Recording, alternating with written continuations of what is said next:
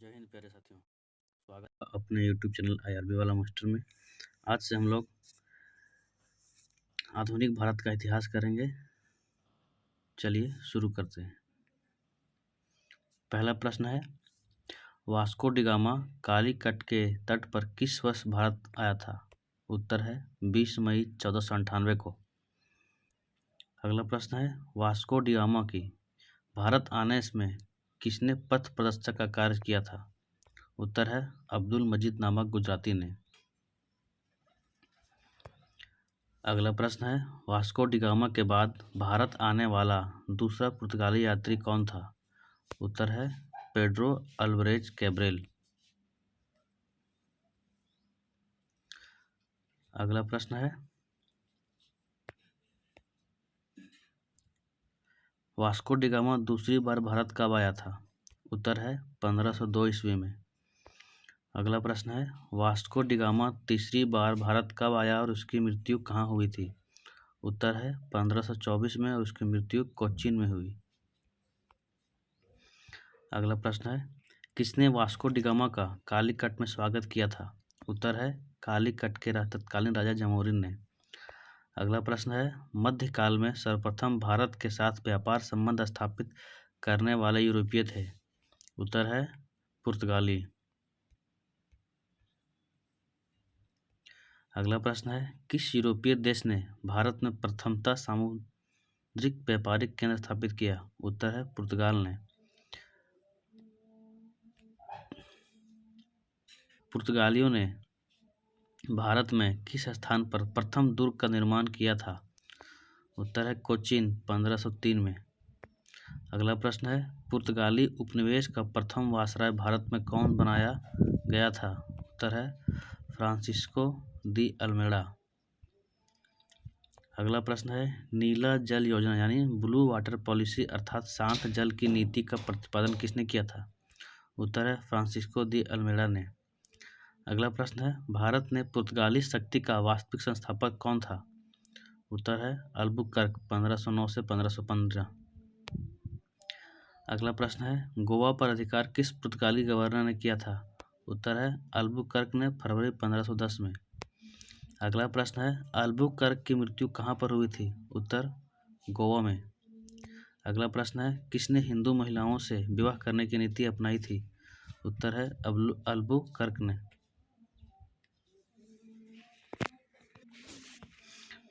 अगला प्रश्न है, बंगाल में पुर्तगालियों द्वारा प्रथम फैक्ट्री कहाँ स्थापित हुई थी? उत्तर है हुगली में। अगला प्रश्न है, पुर्तगाली गवर्नर नीनो डी कुल्हा का भारत में कार्यकाल क्या था? उत्तर है 1529 से 1538 ईस्वी तक। अगला प्रश्न है, भारत में यूरोपीय शक्तियों के आगमन का सही क्रम क्या है? उत्तर है पुर्तगीज, डच, अंग्रेज, डेनिश और फ्रांसीसी। अगला प्रश्न है, बंगाल की खाड़ी में समुद्री डकैती हेतु हुगली को एक अड्डे के रूप में उपयोग कौन करते थे? उत्तर है पुर्तगाली। अगला प्रश्न है, पांडिचेरी में सर्वप्रथम अपना उपनिवेश किसने स्थापित किया था? उत्तर है पुर्तगालियों ने। अगला प्रश्न है, भारत में तंबाकू और लाल मिर्च की खेती किसकी देन है? उत्तर है पुर्तगालियों की। अगला प्रश्न है, आलू और मक्का कौन भारत लाए थे? उत्तर है पुर्तगाली। आगे है डच से प्रश्न। पहला प्रश्न है, पुर्तगालियों के पश्चात किस यूरोपीय कंपनी का भारत में आगमन हुआ था? उत्तर है डचों का। अगला प्रश्न है, डच कहाँ के निवासी थे? उत्तर है नीदरलैंड, हॉलैंड के। अगला प्रश्न है, डच कंपनी का नियंत्रण किसके हाथ में था? उत्तर है सरकार के। अगला प्रश्न है, भारत के साथ व्यापार के लिए गठित दूसरी संयुक्त पूंजी कंपनी कौन थी? उत्तर है डच ईस्ट इंडिया कंपनी 1602। अगला प्रश्न है, किस व्यापारिक कंपनी ने मुगल साम्राज्य के दौरान 1605 ईस्वी में भारत में मसूलीपट्टनम में अपने ठिकाने पर स्थापित किए? उत्तर है डचों ने। अगला प्रश्न है, डचों की पहली कंपनी बंगाल में कहाँ स्थापित हुई थी?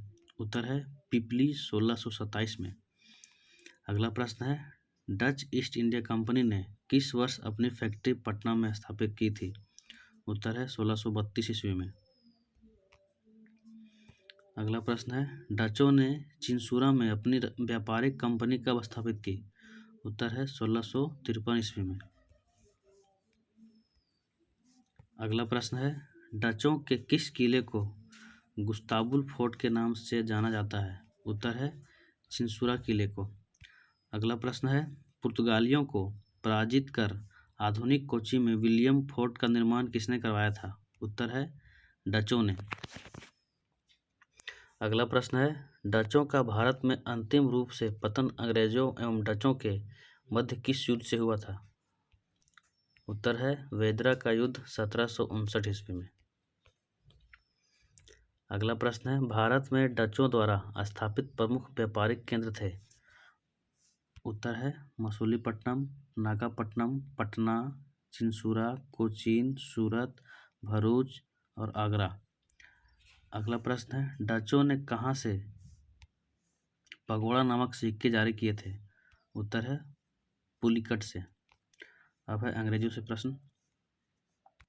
पहला प्रश्न है किस ब्रिटिश कंपनी को भारत में व्यापार करने का पहला अधिकार पत्र प्राप्त हुआ था? उत्तर है लिवेंट कंपनी को 1593 ईस्वी में।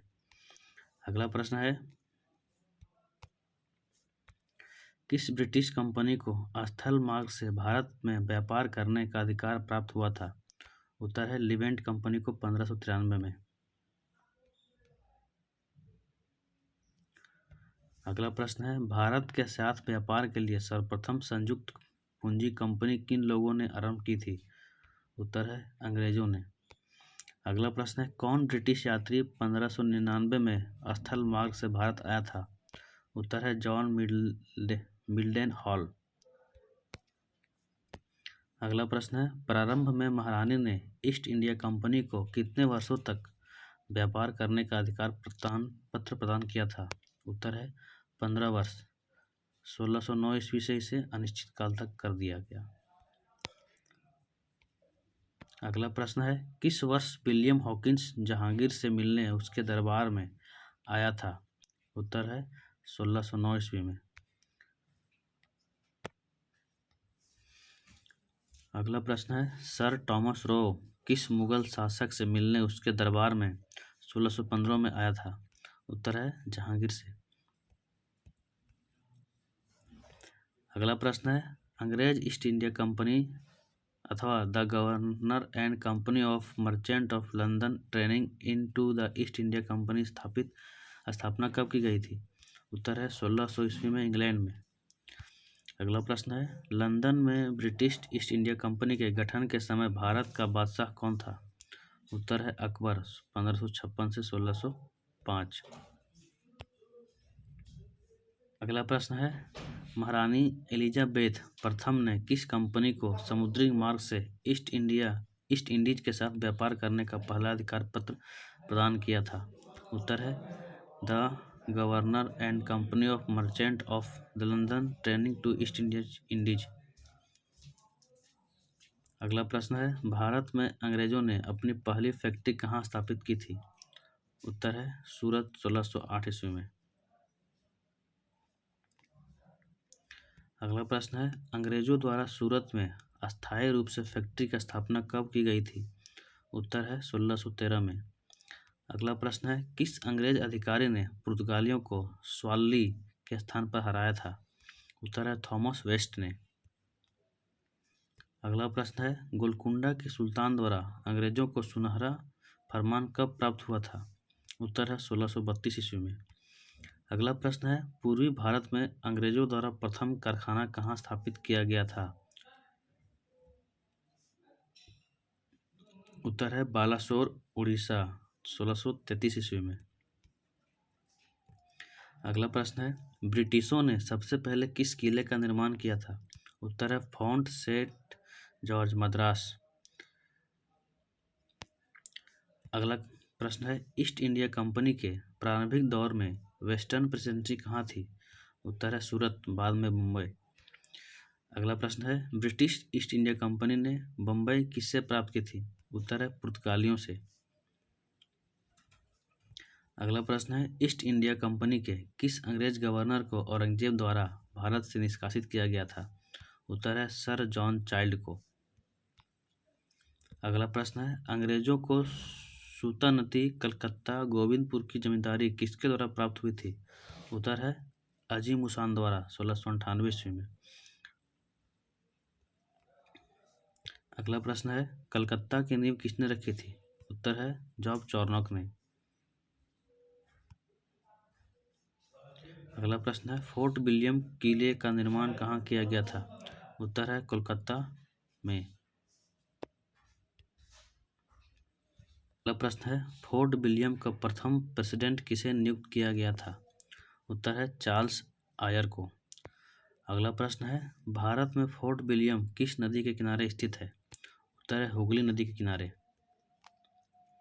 अगला प्रश्न है किस वर्ष ईस्ट इंडिया कंपनी का मुख्यालय सूरत से बंबई लाया गया था?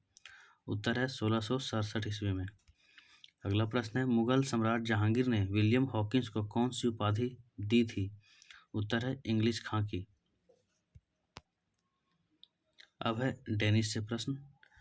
पहला प्रश्न है डेनिस का आगमन अंग्रेजों के बाद कब हुआ था? उत्तर है 1616 ईस्वी में। अगला प्रश्न है डेनिसों ने अपनी फैक्ट्री कहाँ स्थापित की थी? उत्तर है ट्रैंकोबार यानी तमिलनाडु में 1620 में तथा श्रीरामपुर बंगाल में 1755 में। अगला प्रश्न है डेनिश कंपनी ने भारत में अपनी सभी फैक्ट्रियां 1854 ईस्वी तक किसे बेचकर भारत चली गई? उत्तर है अंग्रेजों को। अब है फ्रांसीसी से प्रश्न। पहला प्रश्न है यूरोपीय व्यापारिक कंपनियों में से भारत में व्यापारी के रूप में सबसे अंत में कौन सी यूरोपीय कंपनी आई थी? उत्तर है फ्रांसीसी 1668 ईस्वी में। अगला प्रश्न है फ्रांसीसी ईस्ट इंडिया कंपनी का निर्माण किसके शासनकाल में हुआ था? उत्तर है लुई 14वां मंत्री कोलबर्ट द्वारा 1664 में। अगला प्रश्न है भारत में फ्रांसीसी कंपनी का संस्थापक किसे माना जाता है? उत्तर है कोलबर्ट को। अगला प्रश्न है भारत में फ्रांसीसियों ने अपना सबसे पहला कारखाना कहाँ स्थापित किया था? उत्तर है सूरत 1668 ईस्वी में। अगला प्रश्न है प्रथम यूरोपीय शक्ति जिसने भू क्षेत्र अर्जित करने के उद्देश्य से भारतीय राजाओं के झगड़ों में भाग लेने की नीति आरंभ की थी? उत्तर है डुप्ले फ्रांसीसी। अगला प्रश्न है फ्रांसीसियों द्वारा फोर्ट लुई किले का निर्माण कहाँ किया गया था? उत्तर है पांडिचेरी में। अगला प्रश्न है फोर्ट ऑरलियंस किले का निर्माण फ्रांसीसियों द्वारा कहाँ किया गया था? उत्तर है चंद्रनगर में। अगला प्रश्न है फ्रांसीसी दक्कन में शक्ति आंदोलन स्थापित करने में असफल रहे? उत्तर है क्योंकि अंग्रेजों की फौज शक्तिशाली थी। अगला प्रश्न है प्रथम कर्नाटक युद्ध का तात्कालिक कारण क्या था? उत्तर है अंग्रेजों द्वारा फ्रांसीसी जहाज़ों का अधिग्रहण। अगला प्रश्न है कर्नाटक युद्ध किसके मध्य हुआ था? उत्तर है अंग्रेजों और फ्रांसीसियों के मध्य। अगला प्रश्न है प्रथम कर्नाटक युद्ध किस संधि द्वारा समाप्त हुआ था? उत्तर है एक्स-ला साइपेल की संधि 1748 ईस्वी में। अगला प्रश्न है यूरोपियों को सर्वोत्तम किस्म का सौरा और अफीम कहाँ से प्राप्त होता था? उत्तर है बिहार से। अगला प्रश्न है किसकी अध्यक्षता में 1667 में एक फ्रांसीसी अभियान दल भारत आया था? उत्तर है फ्रांसिस कैरोन। अगला प्रश्न है किन युद्धों ने यह प्रमाणित किया कि भारत का सर्वेसर्वा अंग्रेज होंगे? उत्तर है कर्नाटक युद्धों ने फ्रांसीसियों की हार। अगला प्रश्न है वांडीवास का युद्ध 1760 में किसके मध्य हुआ था?